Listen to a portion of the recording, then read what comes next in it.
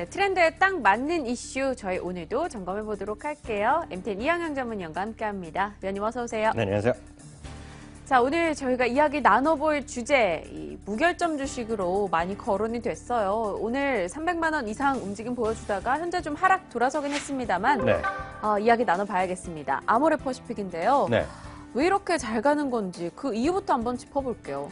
저는 이제 아시는 분 계시겠지만 글도 많이 쓰고 네. 미국 드라마나 미국 영화 그러면서 아주 새로운 트렌드를 많이 분석하는 사람이잖아요. 항상 그런 수사물이나 영화 이렇게 보면 항상 하는 게 있습니다. 우리나라 뭐 수사물도 마찬가지인데요. 네. 범죄 현장에 가면 현장에 답이 있다는 얘기를 많이 하거든요. 네. 저 현장에 자주 가서 확인하죠. 화장품 매장에 자주 가신다고요? 근데 화장품 매장, 뭐 면세점에 제가 뭐 백화점 자주 가거든요. 이번에 춘절 때도 뭐 하셨어요? 전 열심히 전 붙였죠. 근데 저는 춘절 때 면세점 이런 두 군데나 갔었거든요. 네.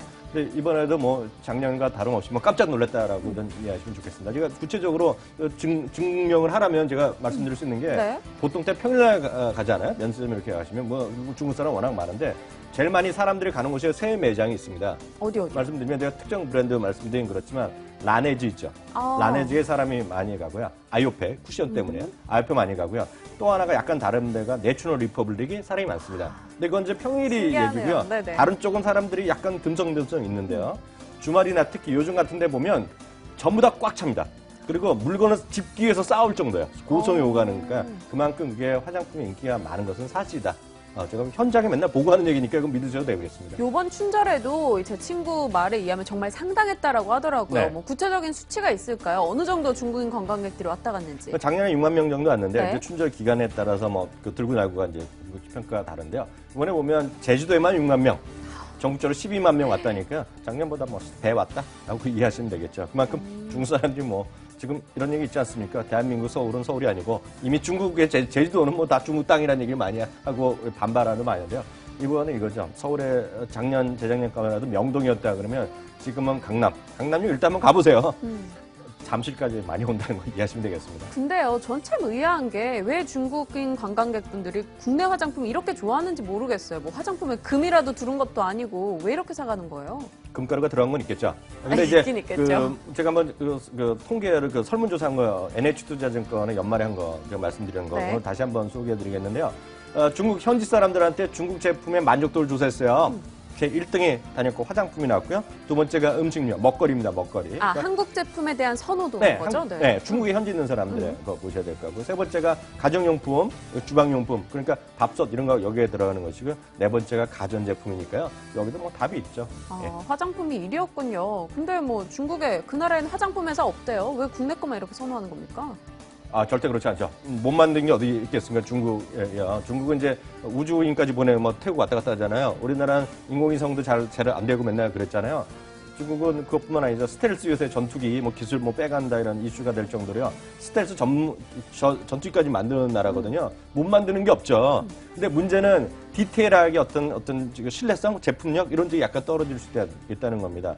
제가 한 달 전에 중국 현지의 증권사의 애널리스트가 한국에 와서 투자 설명했던 지역이 있어요. 네. 제가 한번 참가해서 봤는데요. 그때 한 분이 또 과감하게 손들고 질문하는 게 화장품이 왜 중국에 없냐 이거 똑같은 질문을 했는데 중국 애널리스트 한 얘기가 이겁니다. 있죠. 다 있는데 품질의 어떤 퀄리티가 약간 중저가, 중저율이기 때문에 많은 사람들이 선호도가 약간 떨어진다는 거죠. 박민희 앵커도 네. 예를 들어서 10년 전, 20년 전에 옛날에 보면 화장품 외국서 많이 썼잖아요. 부모님들이 이런 경우에. 그렇죠. 부모님들 출장 갔다 오실 때 뭐 로레알 이런 네. 거 사오셨죠. 네, 맞습니다. 뭐 저만 하더라도 출장 가면 주위 사람들이 야 이거 화장품 뭐 특정 거 사오라 그러잖아요.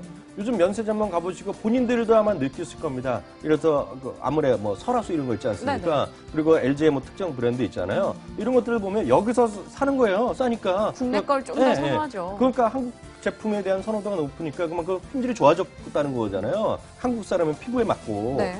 중국 사람은 똑같은 거죠. 그러니까 장기적으로 이제 중국 걸 쓰겠지만 지금 당장은 해외 브랜드를 선호하는 것이 중국의 현실이다. 이렇게 이해하시면 되겠습니다. 근데 최근 몇 년 동안 뭐 춘절이다, 중추절이다 매번 중국인 관광객들이 와서 한국 화장품을 좀 쓸어갔어요. 이제 좀 살 만큼 사지 않았을까?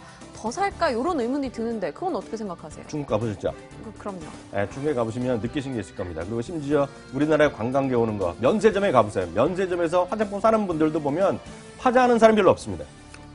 그러고 중국의 보니, 상해에 네, 가서 맞아요. 상해에서 백화점 가보세요. 상해에서 백화점 가서 약간 제가 과장하면 네. 화장품에서 화장품 코너에 있는 분 제외하고 다른 점원들도 화장한 사람이 별로 없어요. 그만큼 화장한 인구가 아직 적다는 것이고요. 네. 그것이 제가 그래프 하나 제가 준비했는데 꼭 준비될지 모르겠는데요.